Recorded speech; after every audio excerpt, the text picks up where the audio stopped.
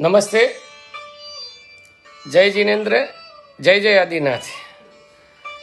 મિત્રો, ગઈકાલે મેં એક ઘટના જોઈ અને એક દ્રશ્ય જોયું, એ મારે તમને બધાને શેર કરવું છે. શનિવારનો દિવસ હતો અને ગઈકાલે વ્યાખ્યાન પટાવી થોડીક પૂજા મોડેથી થઈ અને પૂજા કરી અને શાંતિનાથ ભગવાનની સન્મુખ હું માળા ગણવા માટે બેઠો હતો અને દેરાસરની બહાર થોડોક કોલાહલ થવા માંડ્યો. એ ભાઈ આઘારો, ખસી જાઓ, ખસી જાઓ. અને એક વડીલને વ્હીલચેરમાં ઉપાડી અને એક ભાઈ અને એક બેન દેરાસરમાં લઈને આવ્યા.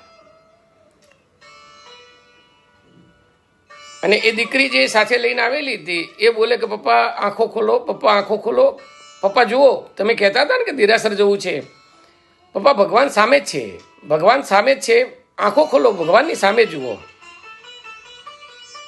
અને એને વ્હીલચેરમાં બેસાડી અને ચૌમુખજી ભગવાનની પ્રદક્ષિણા કરવા માટે નીકળીને એક એક ડગલું ભરે સોરઠ દેશમાં સંચર્યો.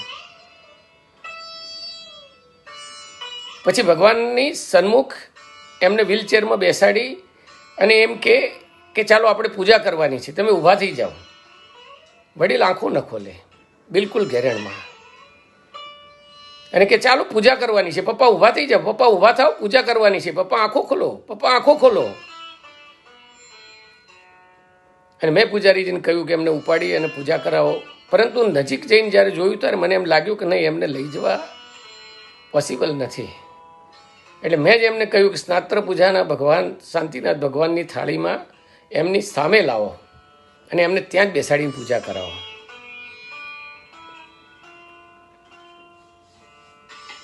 પૂજાની વાડકીમાં પૂજાની આંગળી ડબોળી અને એ દીકરી એ વડીલને પૂજા કરાવે અને જલભરી સંપુટ પત્રમાં જ્યાં બોલે ને ત્યાં ચોધાર આંસુ એ રડે.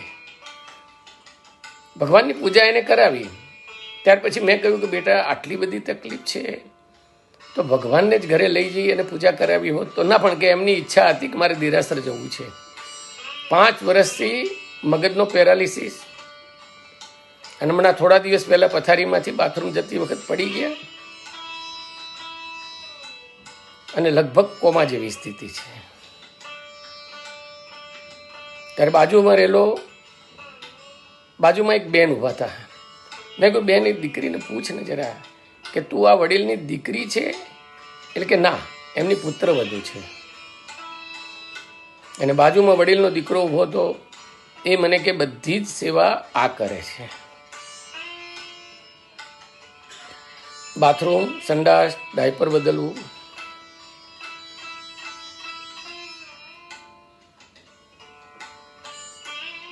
ત્યારે દેરાસરમાં જેટલા ઊભા હતા ને એ બધાને મેં કીધું અહીંયા આવો, મારે એક વાત કરવી છે. મેં કીધું બેટા, તે તારા સસરાને ભગવાનના દર્શન કરાવ્યા અને આજે મેં દેરાસરમાં ખુદ માં અંબે ભવાનીના દર્શન કર્યા. કેટલાક સમય પહેલા વૈષ્ણવ સંપ્રદાયના એક મહાત્મા સ્ત્રીઓની એક વિશાળ સભામાં પ્રવચન કરી અને કહેતા હતા કે તમે બધા એવું ઈચ્છો છો બહેનો કે તમારા હસબન્ડ, તમારો ધણી તમારા વશમાં રહે, તમારા કાબુમાં રહે, તમારી મુઠ્ઠીમાં રહે અને તમે કહો એટલું જ કરે. ત્યારે તમામ સ્ત્રીઓ એક અવાજે કે ના, હા, અમે એવું ઈચ્છીએ છીએ.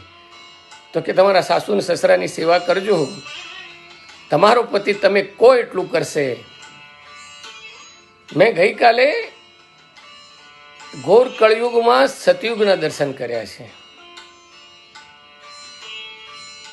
અને મિત્રો, જો આવું ઘરની અંદર બને ને તો પૃથ્વી પર સ્વર્ગ રચાઈ જાય.